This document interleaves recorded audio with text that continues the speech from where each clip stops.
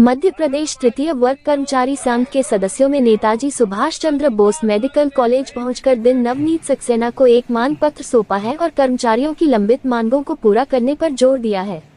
उन्होंने कहा कि आयुष्मान भारत योजनांतर्गत सुपरवाइजरों का रोटेशन हो, शासकीय नियमानुसार प्रत्येक 3 वर्षों में कर्मचारियों का रोटेशन किया जाए।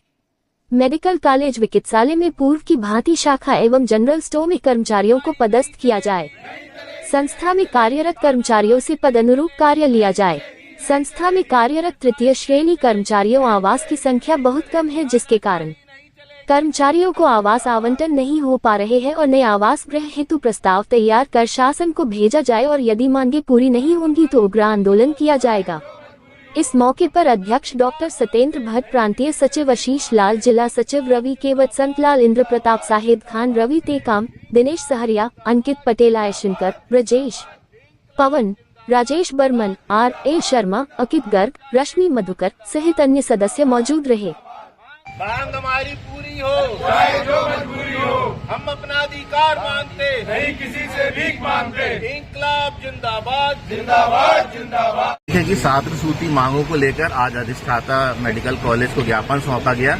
इन मांगों पर पूर्व में भी परामर्श दात्री पर चर्चा हुई थी, जिसमें डीन ने सहमति बताई थी कि मांगों को पूरी की जाएगी, लेकिन आज दिनांक तक का आश्वासन देने के बाद, लिखित में कहने के बाद हमारी मांगों की पूर्ति नहीं की गई है। पहली मांग हमारी लिपिकों की है, जिनके 40 वर्ष पूरे हो गए, अनुकंपा नियुक्ति से आए हैं, उनकी परिवीक्षा समाप्त की जाए।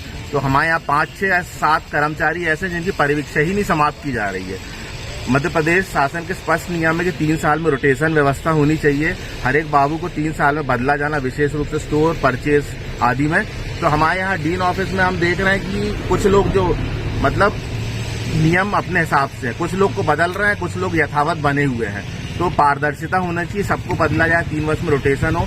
और ये खास तौर पे कर्मचारी डीन की स्थापना से बड़े त्रस्त है। बहुत भ्रष्टाचार हो रहा है वहाँ पे, पेंशन प्रकरणों का निराकरण नहीं हुआ है, लोग 3-3 बरस से चक्कर काट रहे हैं और डीन बड़े निराशजनक और उत्तर देते आ रहे हैं कि कोर्ट चले जाओ, ऐसा वैसा। तो बहुत सारे पेंशन प्रकरण लंबित है वहाँ पे।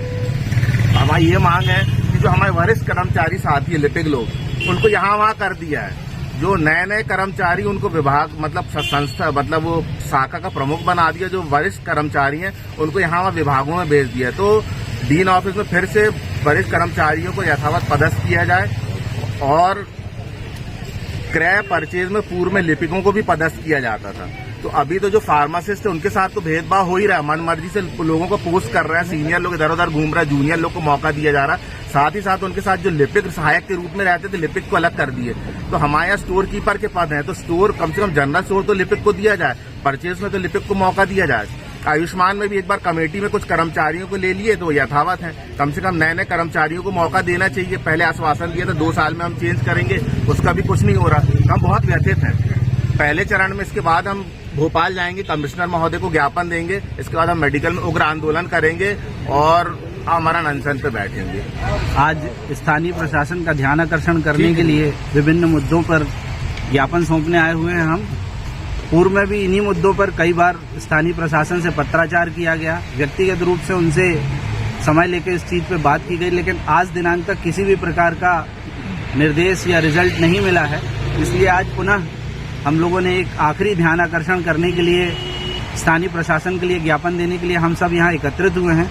आज अगर ज्ञापन देने के बाद दिनांक तक कोई निष्कर्ष नहीं निकला गया तो इसके बाद कर्मचारी उग्र आंदोलन करने के लिए बाध्य होगा और इस आंदोलन की पूरी प्रशासन की जिम्मेदारी होगी। इसमें कर्मचारियों की किसी प्रकार की कोई गलती नहीं मानी जाएगी, क्योंकि प्रशासन को कई बार इन्हीं मुद्दों पर उनसे बात की गई, चर्चा की गई, लेकिन आज तक उन्होंने कोई निर्देश जारी नहीं किए हैं। और हमारी एक परामर्शदाता बैठक हुई थी, उसमें हमने कुछ डिसीजन लिए थे, पर का मतलब कुछ उसके वजह से वो अभी तक हो नहीं पाया, because of any reason, I don't know the reason, but नहीं हो पाया वो।